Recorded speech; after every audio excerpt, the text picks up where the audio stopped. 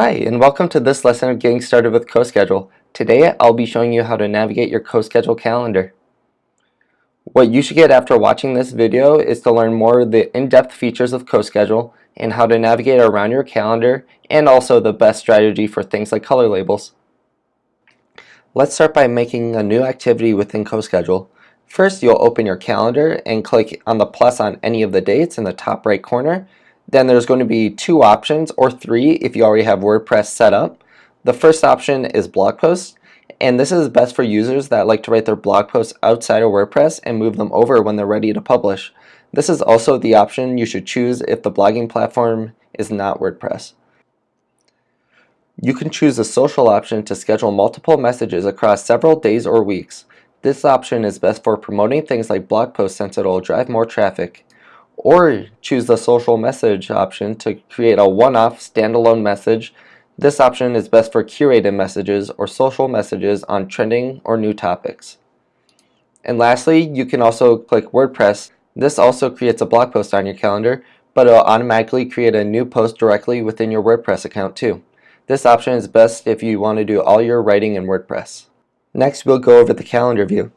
In the top left corner, you'll find the hamburger menu. In this where you'll find things like requeue, analytics, and other options. You can also click the name up here, and this is where you'll find all your settings, such as the calendar settings, integrations, and team members, and so on. And the breadcrumb menu right here creates an easy way to toggle through your calendar, requeue, and analytics. Date navigation is right here, and you can either go by looking at each month, or you can go back in a 6-week period by clicking the arrows here. And in the top right corner, you'll find the search tool where you can easily find your projects. You can also click the create button, which duplicates the option of clicking the plus sign on a date. And once you click that, you can also set the date by clicking the date option right here and clicking the date that you want. And lastly, we have the idea bins. And in CoSchedule, this allows you to have a backlog of all the things you want to write. You can just drag and drop these ideas from the ideas bin so you never run out of things to talk about. Now we'll look over the home dashboard. To get to the home dashboard, you click the hamburger menu in the top left corner here and click home. Now here's the home dashboard. In the middle, you'll find all your upcoming tasks and blog posts that you've scheduled, and you'll get a feeling of everything you have coming up right here. Now here's the notifications, and this allows you to know if you have any social profiles that needs to authenticate or if anything needs your attention. Next to that, we have recents, and these are things that you've been recently working on, and it allows you to get back into the projects that you were just working on. And next to that, we have favorites, and as you start to work on blog posts that have successful social campaigns or they've been doing really well on social media, you can star them as your favorite and pop back into them on your calendar. Now I'll go over the best strategies for your color labels, but first I'll show you how to edit those.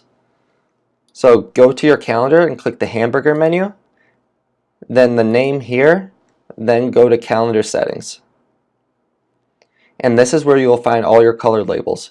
You can add new ones or create new custom ones, and it's really easy to find and easy to navigate, but it can be sometimes tricky to set up your own strategy using the color labels. One of them is by content type, and this can help you when you're dividing up promoting your own content, sharing and curating other people's content, or maybe you're also working with a paid sponsorship or influencer campaign. You can also have a color label for each one of these so you have an easy view of what to look at. Now when you look at your calendar seeing all these different colors, you can see if you weren't uploading, let's say, enough internal content, you can maybe up it in that area. And it can give you a quick glance to see what you might need to be working on. From this example, you can see that the internal content is purple, while the content that you're curating and sharing might be blue. And the orange content here would be the paid and sponsored content. And this is all customizable to your liking. This is just an example. Next, you can organize your topics by theme. You can use the color labels to help you see what each post is about. This color label strategy is actually the most popular among bloggers. And if you're a food blogger, for instance, the 5 different color labels can be from desserts, dinner, cocktails, and so on. If you're not sure about the color labels, this is a great option. And here's an example that I've taken from the food blogger example from before. I set up several different colors here, and this gives you a feel about how often you're posting about each topic. If you were considering doing a post for the 18th, you might want to consider a dessert since you haven't posted about that in a while. Another way you can organize your calendar is by project theme. Oftentimes, bloggers and small businesses just don't want to work on blogs and social media campaigns. You may be planning newsletters, events, or ads, and you can use color labels to easily see what projects you need to be working on. And here's an example. You can see that the color labels are the newsletter, paid ad campaign, event, and so on. This gives you an idea of when things are going live and when. The way you can do this, you can add a blog post to your calendar and treat it like an ad campaign. So here, let's say I wanted to add the ad campaign right here. Then I would just open up the text editor here and write the email string or whatever I was going to write inside this blog area. The Ideas bin is a great way to brainstorm content within CoSchedule. You could throw a whole bunch of different topics in the Ideas bin, so when you need to grab another idea for a blog post, you'll never run out.